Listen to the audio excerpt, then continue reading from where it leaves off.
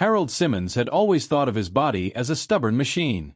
60 years of wear and tear had left him slower, stiffer, prone to aches that bloomed like rusty hinges each morning, but still functional. He still rose at dawn in his modest apartment in Cleveland, still walked to the corner store for his paper and coffee, still sat at the oak desk he had kept since college to balance his bills in neat, precise handwriting. He lived alone. His wife had left him years ago. Their only daughter moved west. His friends had thinned out, some swallowed by the quiet gravity of death, others dispersed to retirement communities in Florida or Arizona. So Harold clung to routine. Routine was structure, and structure kept the loneliness from hardening into despair. The apartment was small but tidy. The wallpaper peeled faintly in the kitchen, revealing discolored plaster beneath. The air carried a persistent dampness from the old radiator pipes. When it rained, water seeped through the cracked window frame in the bedroom, leaving faint mildew stains along the sill. Harold sometimes thought he smelled something sour beneath the familiar odor of coffee grounds and dust, but he dismissed it as the building itself, the scent of old lives that had settled into the walls. That night, after a long walk in the drizzle, Harold noticed the itch. It began as a prickling warmth at the center of his right palm. He thought perhaps he had brushed against a nettle bush or suffered an insect bite. But when he sat at his desk and opened his newspaper, the sensation deepened into a persistent pulse. He pressed his thumb against the spot and felt something small but solid under the skin, like a pebble lodged in his flesh. He frowned. His skin was warm there, almost feverish, and when he rubbed his palm against his thigh, he swore he felt the faintest vibration, as though something beneath the surface shifted slightly in response. "Damned arthritis," he muttered aloud, though it wasn't arthritis at all. He went to the bathroom mirror, holding his hand beneath the yellow light. A raised bump marred the leathery expanse of his palm, swollen and red. It looked like an oversized pimple, grotesque in its location. The skin around it stretched tight, glossy, as if straining to contain pressure from within. Harold leaned closer. The bump throbbed faintly, in time with his heartbeat. He recoiled, embarrassed at his own imagination. It was nothing more than a boil, perhaps. At his age, skin did strange things. Moles appeared, nails thickened, hair sprouted from the wrong places. Bodies were unreliable, chaotic machines. Still, when he touched the bump again, he felt not only heat but also a strange firmness, as though something more than fluid pressed outward. His stomach turned. He decided to leave it alone. Perhaps it would subside overnight. Sleep, however, was elusive. The apartment pressed in on him with its usual smells and murmurs. The hiss of the radiator, the muffled thump of a neighbor's television, the faint drip-drip from somewhere in the pipes. But tonight those sounds seemed sharper, intrusive. The drip echoed like a clock counting down, each splash into the unseen basin stirring his anxiety. The hiss of the radiator carried an almost sibilant whisper, like words formed just beyond comprehension. And his palm burned. He tried to sleep on his left side, cradling the right hand away from his body as though it carried contagion. But the itch crawled deeper, transforming into a pressure that refused to be ignored. He rubbed the hand against his bedsheet, then against the edge of the nightstand, desperate for relief. A faint crackling noise accompanied the movement, like knuckles popping, but from the center of his palm. At 2 a.m. he switched on the lamp. The lump had grown. The skin around it looked taut, as though stretched over something pushing to escape. Harold felt a ripple of nausea, but he forced himself to laugh softly, shaking his head. "Abscess. Just an abscess. You're being ridiculous." He had always prided himself on his rationality, on not giving in to the same superstitions that plagued others. He shuffled to the kitchen, filled a glass with water, and tried to ignore the faint metallic taste in his mouth. The rain outside pattered steadily against the window. He sat in his recliner, staring at the dark television screen. His reflection wavered faintly in the glass, pale and drawn. He could almost imagine the skin of his hand twitching in the reflection, though when he blinked it was still. He pressed the palm flat against his thigh again. This time, he felt it distinctly, a faint shifting, like something adjusting itself beneath the skin. His breath caught in his throat. The next morning he dressed carefully, choosing a long-sleeved shirt despite the mild weather. He wrapped a strip of gauze around his palm, pretending to himself that it was simply to keep the area clean. He did not want the cashier at the corner store to see the swelling. He did not want to imagine her face wrinkling in disgust, or the neighbors whispering. The store smelled of burnt coffee and wet newsprint. He bought his usual paper, nodding curtly to the clerk. She glanced at his bandaged hand, and for a moment he thought she might ask. But she didn't. He was both relieved and oddly disappointed. Back home, he tried to resume his routine. He balanced his checkbook. He washed dishes. But every task felt distorted by the awareness of the growth in his palm. It pulsed. It prickled. At times it felt as though thin thread stretched outward through his hand, tugging faintly at his fingers. By noon the skin above the lump had turned a mottled purple. A faint sheen of sweat covered his palm. When he sniffed the gauze, he caught a strange odor, sharp, metallic, like rust mixed with spoiled meat. He gagged, quickly stuffing the soiled bandage into the trash. That evening his friend Walter called. "Harry, you sound tired," Walter said. His voice crackled with the distance, an old man's voice weary yet concerned. "Haven't seen you down at the diner lately." "Just busy," Harold lied. He flexed his hand out of habit and felt the bump strain against the skin, hard as a stone now. "You don't sound busy," Walter replied, chuckling. "You sound half dead. You sure you're all right?" "I'm fine," Harold snapped more sharply than intended. Silence stretched across the line. At last Walter cleared his throat and changed the subject, but Harold hardly listened. His attention was fixed entirely on the growing heat in his palm. When the call ended, Harold stared at the silent receiver, shame pooling in his chest. He wanted to call back, to confess something, anything. But what would he say? That he had a boil on his hand? That he was frightened of a lump of flesh? He poured himself a drink instead. That night the dreams began. He dreamt of his palm splitting open, thin white filaments spilling out like roots searching for soil. They slithered across the floorboards, weaving into the walls, binding themselves to the radiator pipes and window frames. The entire apartment pulsed with his heartbeat, each surface slick and veined. He awoke drenched in sweat, the taste of copper thick on his tongue. The bump had grown larger again, almost the size of a marble now. The skin surrounding it was cracked slightly, as though the pressure from beneath was beginning to tear it open. A clear fluid glistened along the fissures, sticky when he touched it. The smell was stronger, an acrid tang that clung to his nostrils. Harold wrapped the hand again, tighter this time. The bandage absorbed the seepage, turning a faint gray. He thought of doctors, of hospitals. But the thought filled him with dread. The sterile white corridors, the clinical eyes of strangers studying his flesh, labeling him, isolating him. He imagined their whispered conversations. Cancer? Infection? Contagion? He imagined them cutting into his hand, exposing whatever lurked beneath. And beneath the dread was a quieter, more shameful fear, that they might laugh at him, that they might dismiss him as a foolish old man making noise about nothing. So he stayed home. On the third night he could no longer deny what he felt. Lying in bed, hand throbbing against the sheets, he sensed a definite movement within the lump. Not the vague shifting of fluid, not the pressure of swelling tissue, but motion. Coordinated, deliberate motion. Something stirred. It pressed upward, and Harold gasped as the cracked skin peeled slightly wider. A faint sound followed, soft, wet, almost like the snap of cartilage. His entire hand spasmed, fingers curling involuntarily. He stumbled into the bathroom and flicked on the light. In the mirror his face was pale, his eyes ringed with exhaustion. He held his palm up. The lump bulged. And then, just for a moment, he swore he saw it, the surface flexing as though something beneath pressed against it, like a knuckle or the tip of something harder. He staggered back. His stomach clenched violently, and he retched into the sink. Bitter acid burned his throat. He spat, wiping his mouth, trembling. When he looked again, the skin was still, glistening faintly under the light. Still, but not lifeless. Never lifeless. For the first time in years, Harold prayed. Not loudly, not even in words, just a frantic, desperate murmur as he stood in his dark kitchen, clutching his bandaged hand against his chest. He prayed for it to stop, for the swelling to subside, for the nightmare to dissolve into something rational.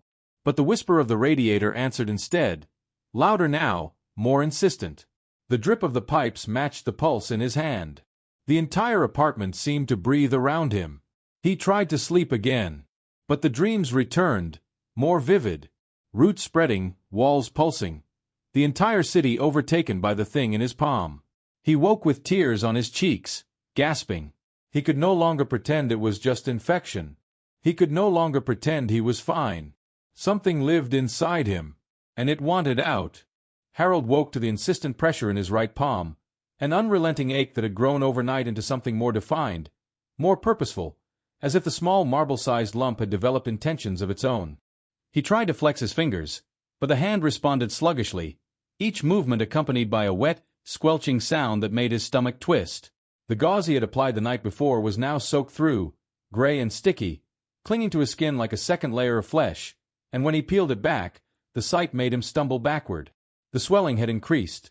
The skin glistened under the dim morning light, stretched taut with a sickly violet hue, and from a small fissure at the center a clear, viscous liquid oozed, carrying the pungent odor of metal and decay. He gagged and fled to the bathroom, rinsing his palm under cold water, but the sensation beneath the skin was undiminished. It throbbed, shifted, and there was the unmistakable feeling of something wriggling slowly, deliberately. He pressed his thumb against the lump, expecting a soft yielding, but felt a faint resistance, a slight hardening that sent a shiver of fear down his spine. It is not supposed to move, he thought, his rational mind grappling with the impossible truth. He dressed carefully, hiding his hand beneath the long sleeves of his worn cardigan, avoiding mirrors and reflective surfaces, aware that even a glimpse might reveal what his mind was barely able to accept. As he left his apartment, the familiar streets of Cleveland seemed alien, oppressive. The rain had left the air heavy with a metallic tang that made his throat burn, and the gray clouds above pressed down like a tangible weight. On the way to the corner store, he noticed the oddness of the world with newfound clarity. The birds huddled unnaturally still on the bare branches, the puddles shimmered with a sheen that seemed almost oily, and the distant hum of traffic carried a discordant resonance, echoing faintly in rhythm with the pulse of his own hand. He avoided conversation, nodding vaguely at neighbors, aware of the faint stares he imagined in their eyes, imagining that somehow the grotesque lump might betray him to the world. Back at the store, the clerk's gaze lingered longer than necessary, and he felt the tug of shame and fear twist in his gut.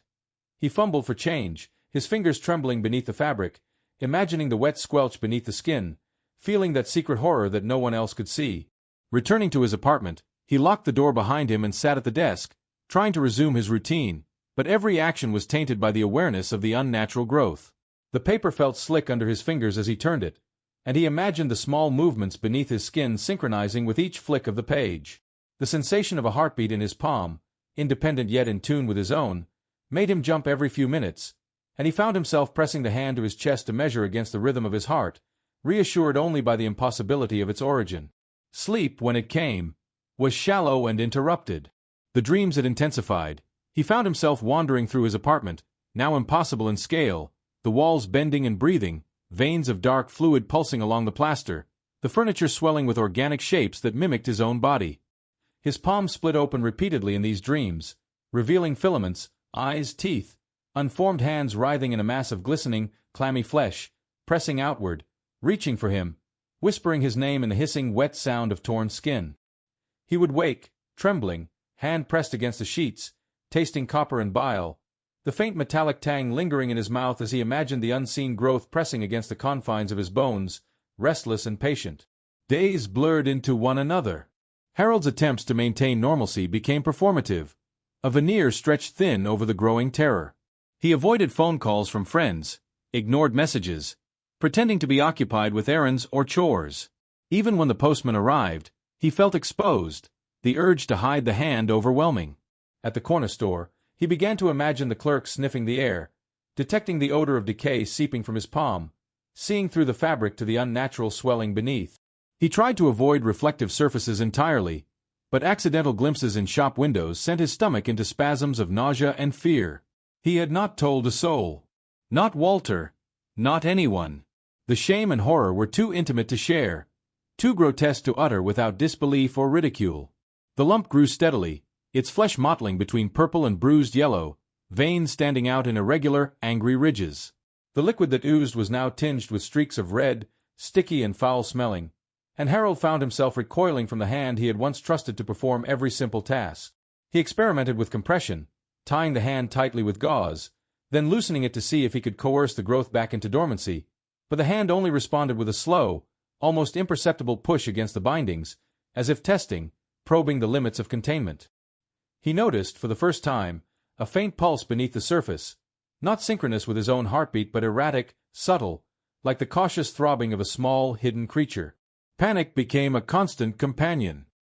He took to walking the apartment in the early morning, flexing and stretching the hand as though exercise might prevent the inevitable, but the wriggling, shifting sensation persisted, maddening in its constancy.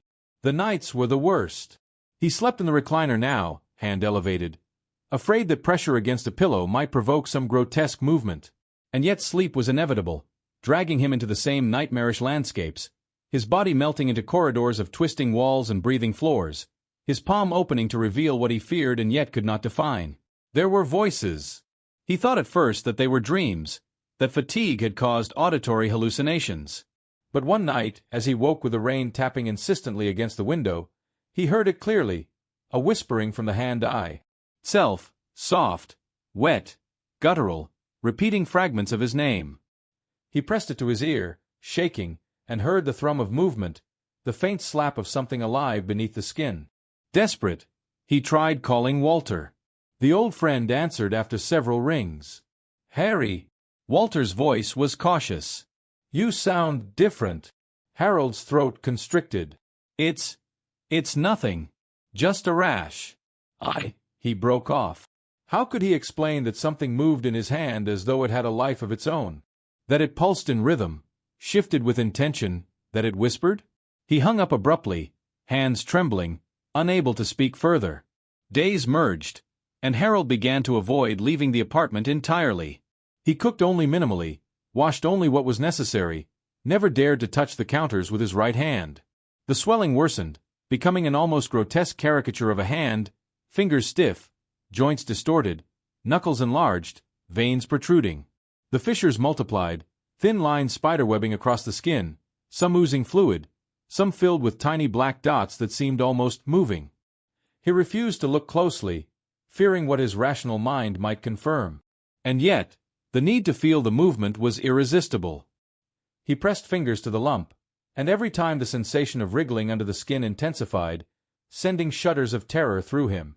He tried treatments, antiseptic creams, warm compresses, even herbal remedies he read about online, but nothing worked. The lump seemed to adapt, change, as though it were learning the boundaries of his interventions, testing the limits of his patience and sanity. One evening, in the reflection of the darkened TV screen, he glimpsed something that made his stomach drop. The swelling flexed of its own accord, independent of his movement, the surface rippling like water over stone, and faintly, for an instant, a shape seemed to rise, angular, then collapse back under the skin. Harold recoiled, gagged, retched again, and pressed the hand to his chest as if to contain it there. The whispering continued, sometimes coherent, sometimes incomprehensible, always insistent. He stopped eating properly, lost weight, and his sleep cycles became fractured. He began to imagine that if he closed his eyes too long, if he succumbed to unconsciousness, the thing inside would spread further, moving beyond the palm, taking root in the arm, in the body, in the very marrow of his bones. He became hyper-aware of every sensation, the subtle warmth beneath the skin, the occasional shiver of movement, the metallic tang lingering on his tongue, the faint coppery smell in the air near the hand. He avoided mirrors, polished surfaces, anything that might reveal the grotesque truth.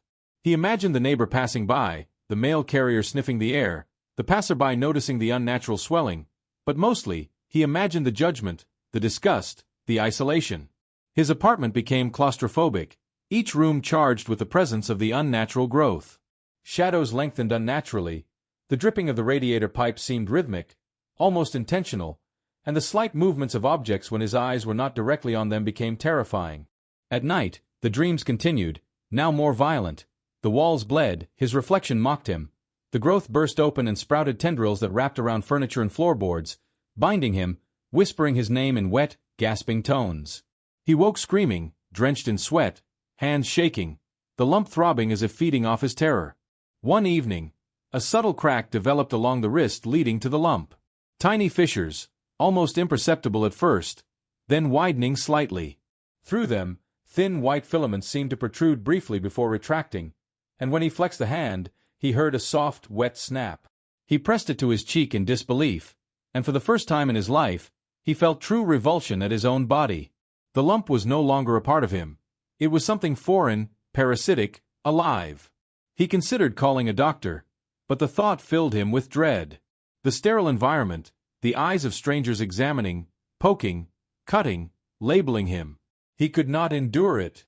And so he stayed home, isolated, trapped with the thing that had grown inside him, wriggling, whispering, alive.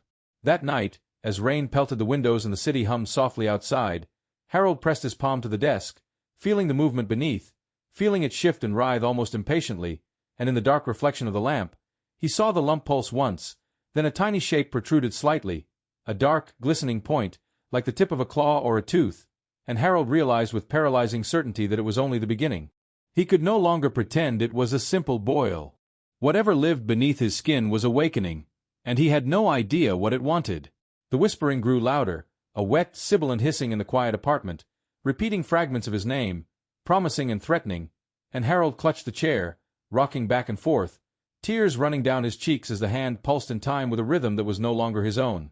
The air smelled faintly of decay, metallic and acrid, as if the apartment itself had joined in the infection, and he realized, with a despairing, hollow certainty, that he was no longer the master of his own body. And then, in the mirror across the room, he glimpsed it, a faint distortion in the reflection, the lump moving independently, stretching subtly toward the glass, and Harold understood that he was no longer alone inside his own flesh. Something lived there, and it was patient, waiting, aware. And as the whispering grew louder, repeating his name over and over in wet, incomprehensible tones, Harold sank to the floor, clutching his hand, staring at the dark, pulsating marble that had become a part of him, and realized with absolute, terrifying clarity that this was only the beginning. Harold awoke to a new kind of pain, a deep, gnawing pressure that had spread beyond his palm into his wrist and forearm, a sensation that felt less like his own body and more like an intruder crawling through him, forcing its presence into every joint and tendon. The lump had grown grotesquely overnight, swelling into a grotesque mound, veined and mottled with shades of purple, yellow, and sickly green, the skin stretched so taut that it gleamed with a wet, almost oily shine. He tried to move his fingers, and each bend produced a squelching, wet snap, as if tissue and sinew had forgotten their proper arrangement, reshuffling themselves into some alien configuration beneath the surface. The fissures had widened, thin streams of viscous, grayish fluid seeping out, sticky and pungent, the odor metallic, like rust mixed with a coppery tang of blood, permeating the apartment with an acrid presence that made his stomach churn and his throat tighten. He pressed his palm to his cheek, as though closeness could somehow reassure him, and felt the subtle, deliberate writhing of something alive beneath the skin. Each movement sent shivers down his spine, and he nearly dropped to the floor in panic, clutching the wrist, the hand no longer fully obeying him, curling and twitching as if it had a mind of its own. Mirrors became unbearable. Every reflection distorted the mound, exaggerating its unnatural angles, highlighting the pulsation, the subtle shifting that suggested internal structures that should not exist. One morning he caught a faint glimmer, a tiny point of black, almost like a bead of obsidian, protruding momentarily before retracting under the surface, and he nearly screamed, unable to reconcile the sight with reality. Work was impossible. He could not type without hearing the wet snap of his fingers, could not hold a cup without the squelching shift of flesh beneath the skin. The smell followed him, sticky and metallic, clinging to clothes, to the sheets, to the furniture, so that even leaving the apartment seemed unthinkable. Isolation had become complete. He refused calls, letters, even glances from passing neighbors. The fear of judgment was eclipsed by a more primal horror. He could not escape his own body. Attempts at self-treatment were futile. He tried antiseptic creams, warm compresses, herbal concoctions, anything he could find in his cupboards, but each time the mound responded, swelling, stretching, wriggling, almost mockingly, as if aware of his attempts at control. One evening, desperate for understanding, he considered seeing a doctor, but the thought alone made bile rise. The sterile lights, the examining tables, the probing fingers, the whispered diagnoses. He imagined the disbelief, the ridicule, the clinical detachment, and recoiled. No one could see what he now knew to be real. No one could understand the movement, the subtle life that pulsed and wriggled beneath the epidermis. Sleep had become a torment. Each night brought fevered dreams in which his hand expanded, splitting open in grotesque displays of unformed flesh, eyes, teeth, tendrils that writhed and searched, probing at walls and furniture, wrapping around his own limbs and constricting. He would awaken screaming, soaked with sweat, gagging on bile, tasting metal and decay in his mouth. The lump had begun to develop what he could only describe as articulations, small ridges that pulsed independently, small segments moving against one another, as if preparing for a function that he could not comprehend. Sometimes he swore he felt small clicks, soft, wet, deliberate, as if joints had formed under the skin, structures that did not belong to human anatomy. The whispering continued, now coherent in fragments, hissing wetly in tones that mimicked syllables, urging, coaxing, at times scolding. Move, awake, join, follow. The words slithered through his mind, weaving in and out of thought, impossible to ignore. He began to shun even the briefest exposure to light. Daylight hurt, reflections in windows burned his eyes, and shadows seemed to mock him, stretching toward the hand, twitching in sympathy with its movements. The apartment felt alive with the presence of the alien growth, each object, each wall vibrating with the subtle pulse that now radiated from the mound in his palm. One morning, as Harold attempted to eat, he noticed that the liquid seeping from the fissures had darkened, now carrying streaks of black, and the smell had intensified, an unbearable combination of rot, metal, and something sweetly foul that clawed at his senses. He gagged, pushing the plate away, but the aroma lingered, settling into the carpet, the furniture, sticking to his skin, reminding him of his helpless entrapment. He began to notice other subtle changes. The veins along his arm had become pronounced, swollen, twisted in unnatural configurations, as though the creature beneath the skin was altering the pathways of blood, remapping his flesh in some grotesque attempt at integration. The knuckles were now asymmetrical, swollen and rigid, the joints clicking and popping under the slightest motion, sending shivers of disgust and terror up his arm. One evening, he pressed the palm to the lamp for light, and the shadow it cast on the wall seemed wrong. The outline shifted, bending and undulating, the fingers elongating slightly, the mound protruding, writhing in ways that the hand could not physically replicate. He recoiled, eyes wide, convinced for a moment that the creature was manifesting beyond the confines of his flesh, reaching into the world, asserting its presence. The whispering grew louder, insistently urgent. Open! Let go! Let it rise!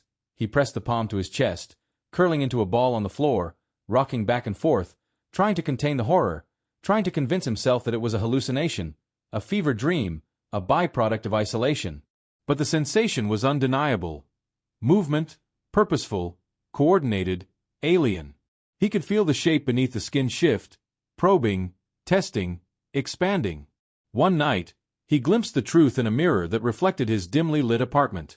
The mound had shifted in silhouette, rising slightly, forming a subtle curvature, the surface flexing like muscle or tendon moving of its own accord. For a fraction of a second, he saw a darker point, the tip of something sharp and black, peeking briefly, then vanishing beneath the skin.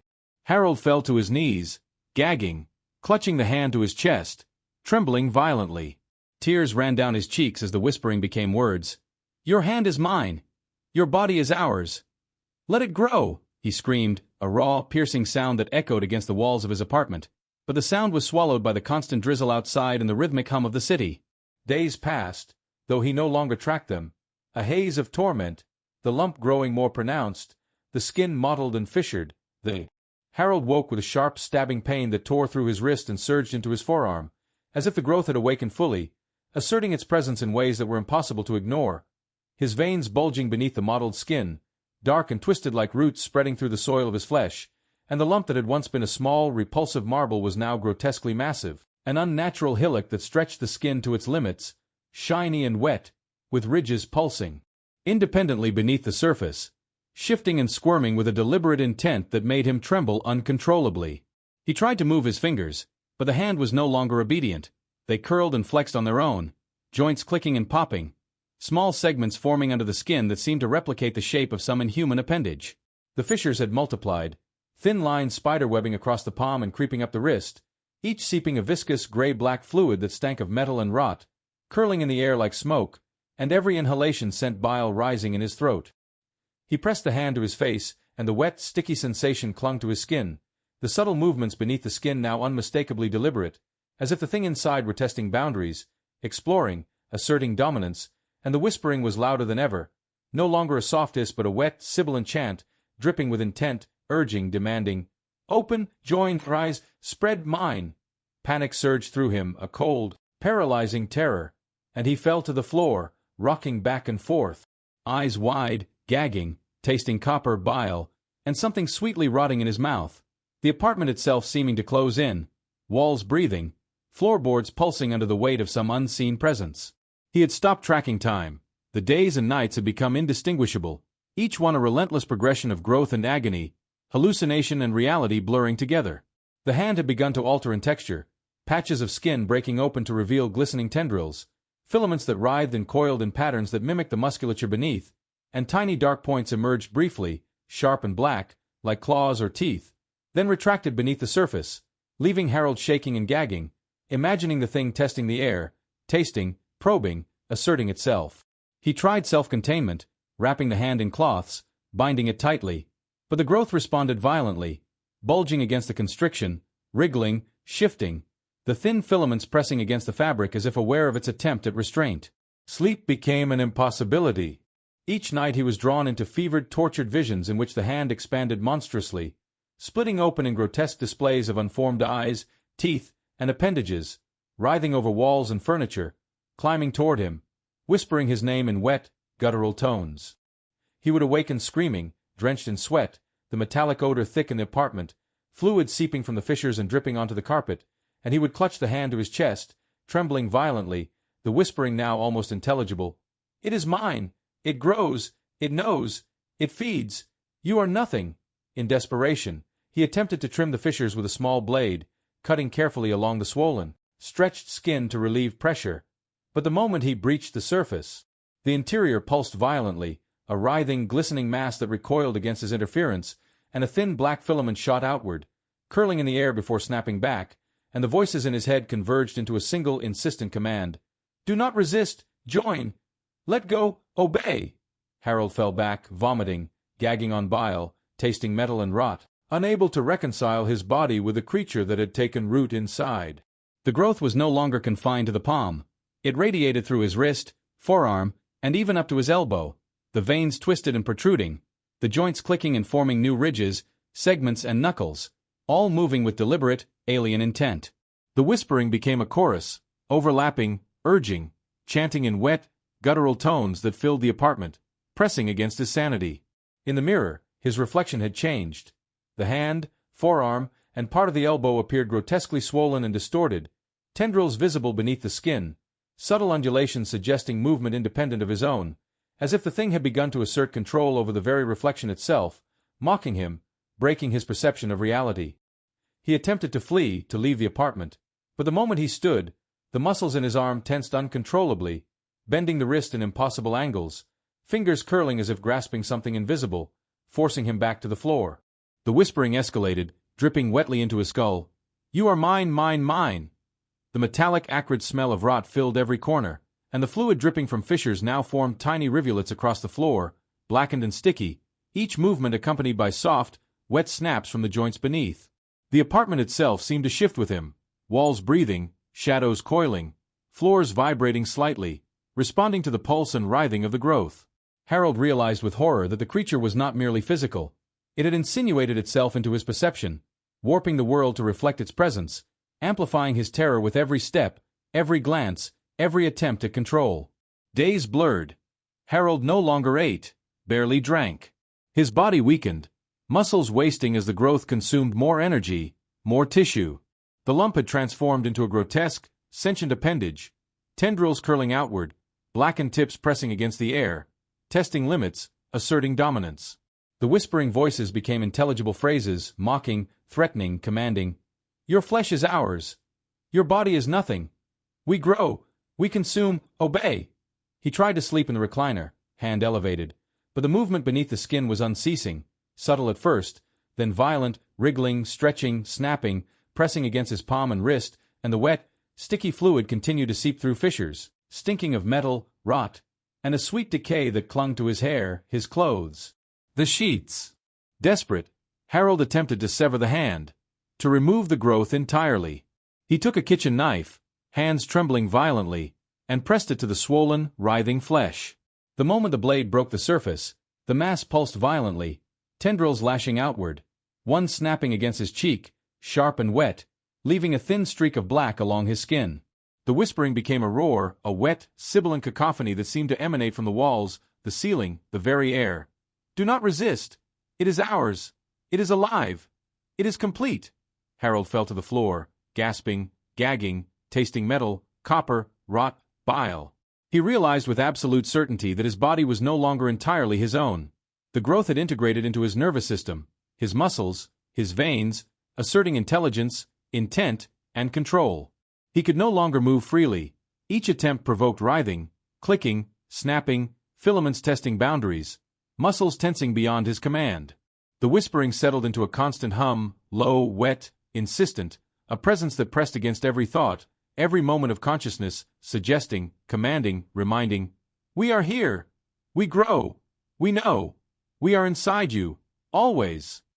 Harold lay on the floor of his apartment, his body a grotesque landscape of mottled skin, swollen veins, and the pulsing, writhing mound that had overtaken his right hand and forearm, every movement sending wet, snapping clicks and soft, deliberate squelches echoing through the room, and he felt utterly defeated, a prisoner of his own flesh, when a faint glimmer of hope emerged. A single, anonymous letter slid under his door, stark white against the scuffed carpet, bearing only the words, "We can help you. You are not alone. Come to 47 Evers Street. Nightfall." He hesitated, staring at it, mind racing with a cocktail of terror, disbelief, and desperate longing, the whispering in his mind now a constant, insistent hum. "Do not go, obey. We know. We grow." Yet the thought of some intervention, any intervention, even if it was a trick, made his pulse quicken with a nervous, trembling hope, and despite the mounting fear, Harold felt the stirrings of a plan forming. The next evening, as the city's streetlights flickered under the drizzle, Harold wrapped his arm in layers of cloth to contain the writhing growth, each movement sending tiny ridges and black filaments pressing against the fabric, and he stepped out into the damp streets, the metallic acrid stench still clinging to him, following him like a shadow, the whispering now a low, wet chorus murmuring threats and commands, occasionally slipping into fractured words. "We see. We know. We grow. Obey." He walked, each step agonizing as the joints in his wrist clicked and twisted unpredictably, the tendons under the skin twitching and wriggling, the black point sometimes emerging for a brief, terrifying instant, testing the air, the outside world, the very city. Arriving at 47 Evers Street, a nondescript building tucked between crumbling brick facades, he hesitated, the letter clutched in a trembling hand, sticky fluid leaking slightly through the layers of cloth, the whispering swelling into a sibilant chant. Do not, obey, obey, ours, ours."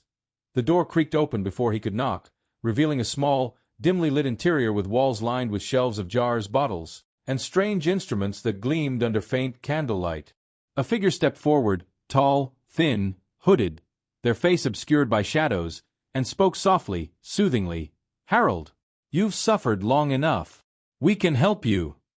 The words carried a promise, a cadence that made him tremble, and for the first time in weeks, he felt a shiver of trust. He stepped inside, the door closing behind him with a hollow, final sound that made his chest tighten. The interior smelled faintly of disinfectant, clean, sterile, but mixed with a sharp metallic tang that reminded him instantly of the fluid oozing from his hand, the rot and decay that had become his constant companions.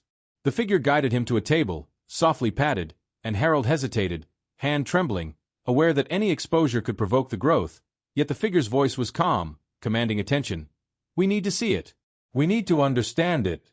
Only then can we help." The mound pulsed beneath the cloth, subtle ridges pushing against the fabric, tendrils testing the air, and Harold could hear the soft, wet clicks, the subtle squelching movement of the mass responding to the presence of the stranger, almost as if it recognized them or feared them.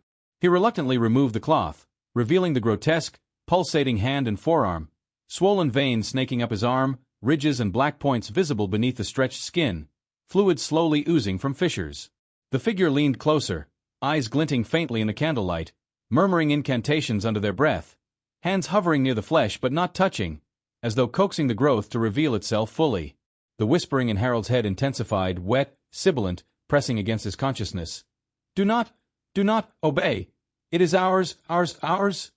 Yet he felt a strange, fleeting sense of calm, a soft tug at the edges of his fear, and for a brief moment, the growth seemed almost still, a pause, a hesitation, as if considering the presence of the stranger. Instruments were brought out. Scalpels, glass containers, and odd metallic implements that gleamed in the candlelight, and the figure gestured, instructing Harold to place his hand flat on the table. The moment he did, the lump pulsed violently, ridges flexing, black filaments jerking against the table, and he gasped, a wet, ragged sound, tasting bile, copper, rot, and decay. The figure spoke softly. "It's alive. It knows. But we can guide it, separate it, coax it into containment." Harold's mind raced, hope and terror warring, and as the stranger began, they applied a series of carefully measured movements and whispered incantations, probing the mound with gloved fingers and delicate tools, the ridges undulating and squirming, the black filaments lashing out and retracting, fluid oozing onto the sterile table, the smell pungent and metallic, and he felt a subtle shift, a strange loosening in the mass, as if it had relaxed its control, allowing the stranger temporary guidance. Hours passed in agonizing stillness, each second stretching, the whispering persistent but momentarily subdued, the growth twitching, testing, occasionally snapping wetly under the gloved manipulations, and Harold felt his own muscles slowly responding, regaining partial control, joints relaxing just enough to allow slight movements. At one point, the stranger leaned closer, murmuring softly, almost free, stay calm." The lump responded violently, ridges twisting, filaments jerking, fluid squirting in tiny arcs, the metallic stench overwhelming, but for the first time, Harold felt a twinge of relief, a notion that perhaps, somehow, the creature could be contained, restrained, even partially excised. Finally, after what felt like an eternity, the stranger held up a small glass container, into which they had coaxed a portion of the mound, black tendrils writhing within, and whispered, "It is contained. For now."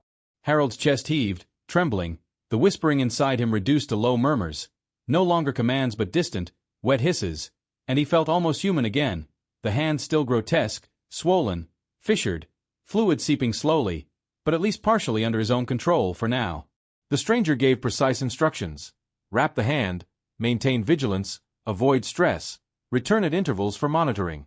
Harold nodded numbly, dazed by the experience, the faintest spark of hope igniting within his battered psyche. He stepped out into the night, rain-slick streets glistening under the flickering lights, the metallic acrid tang lingering, fluid seeping faintly from fissures, but he could move his fingers with partial control, the whispering distant, almost obedient.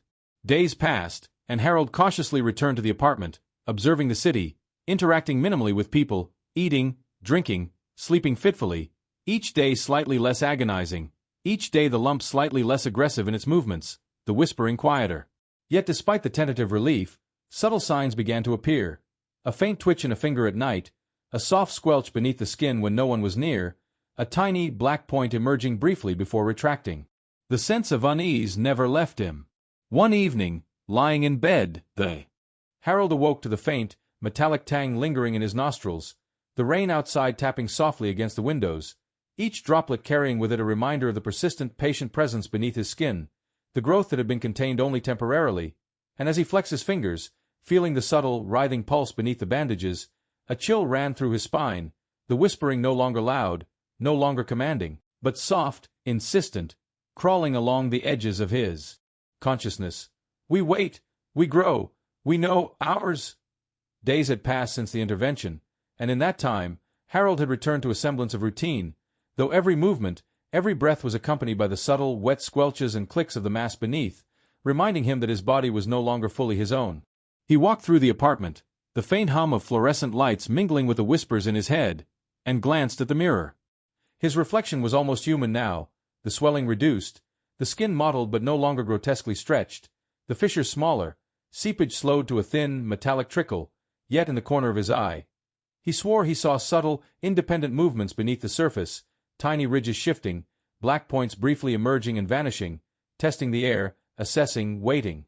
He swallowed, tasting copper and decay in his mouth despite not eating anything metallic, and for a moment he imagined the growth as a living entity, intelligent, patient, aware of him, his movements, his thoughts, the rhythm of his heart, the very pulse of his veins. He attempted to eat breakfast, sitting at the small kitchen table, the hum of the refrigerator and the soft tick of the clock filling the apartment, yet the whispering was there, soft, sibilant, sliding along the walls of his skull, suggesting, reminding, taunting. "You cannot hide. We wait. We grow. We are patient." Each bite of food carried with it a sense of unease. He chewed slowly, tasting the faint metallic tang that seemed to seep from his own veins, every swallow accompanied by a subtle squirm beneath the skin. Work had resumed, though cautiously. Harold navigated the city streets, careful to keep the hand wrapped, avoiding crowded places, eyes darting to reflections in store windows, puddles, any surface that might betray the subtle, living movements beneath the skin. He could feel the growth responding to stimuli, the vibrations of the subway, the hum of passing cars, the whispers of strangers' voices, subtle pulses, the wet, almost inaudible clicks beneath the surface, testing boundaries, asserting its awareness, and the whispering, though subdued, always lingered at the edges. We know. We wait. We are patient. Hours. Nights were worse. Sleep remained a tenuous illusion, fraught with vivid fevered dreams in which the growth had fully asserted itself, black tendrils slithering over walls, curling along floors, grasping for him, pulling, enveloping, whispering his name in wet, guttural tones. He awoke each time, sweat and bile coating his body, the faint odor of rot and metal clinging to him, fluid still seeping from tiny fissures despite the bandages, the whispering merging with the ambient sounds of the apartment until he could no longer discern dream from reality. One evening, while preparing dinner, Harold noticed a faint bulge forming along the inner forearm, the area he had thought most contained, subtle undulations beneath the skin, tiny ridges moving independently, black points emerging briefly. Panic surged. He wrapped it again tightly, pressing cloth and bandages as if containment could stave off the inevitable, and felt the whispering intensify, wet and sibilant. We are patient. We wait. We grow. You are ours. Always. The sense of dread settled into his chest like a stone, and he realized the containment was temporary, fragile, an interlude in the endless, patient domination of the alien presence beneath his skin. He avoided mirrors, reflective surfaces, the glint of sunlight off windows, the shimmer of polished countertops, each one threatening to reveal subtle, independent movement beneath the skin. He ventured out rarely, and when he did, the city seemed oppressive, almost predatory, as if every shadow, every passerby, every flicker of light could betray the hidden horror within him. Despite this, he maintained the illusion of normalcy, nods to neighbors, brief interactions with colleagues, cautious shopping trips, each movement measured, each exposure calculated, each step a battle to contain both the growth and the terror it invoked. Occasionally, he felt the subtle wet squelch beneath the bandages, and the whispering would resume, soft, insistent, a reminder that the creature was always present, always aware. We wait. We grow. We know. Ours. Always. Attempts at sleep remained fevered and intermittent. Dreams carried him to grotesque, impossible landscapes, halls lined with pulsating, blackened flesh, corridors twisting and breathing, the whispering coalescing into a chorus, wet, sibilant, omnipresent. Sometimes he awoke with his hand twitching, fingers curling as if grasping for something unseen, the thin black filaments momentarily emerging, probing, testing. The metallic, acrid scent of rot never fully dissipated, and even in the moments of apparent calm, he tasted it faintly on his tongue, coppery, sweet, repulsive. Days and nights blurred, marked only by the subtle growth beneath the skin and the persistent wet whispering. We know. We wait. We grow ours forever. And then one night, while lying awake, he felt a subtle movement in the hand, a pulse, not quite the squelching undulation of before, but deliberate, slow, rhythmic, almost like a heartbeat independent of his own. The whispering returned, faint but unmistakable, and the words coalesced into a single chilling phrase. It is time. We awaken. We claim. Panic surged, but he could not move. The hand twitched, black points emerging briefly from the surface, and fluid oozed, slow, metallic, foul-smelling, coating the bandages, and Harold understood with absolute, paralyzing clarity that the containment had never been permanent, that the creature beneath the skin had only bided its time, patient, deliberate, waiting for this precise moment to assert itself fully. He tried to speak, to call for help, but the words caught in his throat, metallic taste rising, bile threatening, and the whispering intensified, coalescing into wet, sibilant syllables that merged with the rhythm of his own pulse. We are patient. We wait. We grow yours. Always. He realized the futility. The apartment, the city, the people around him were irrelevant. The creature was within, and it had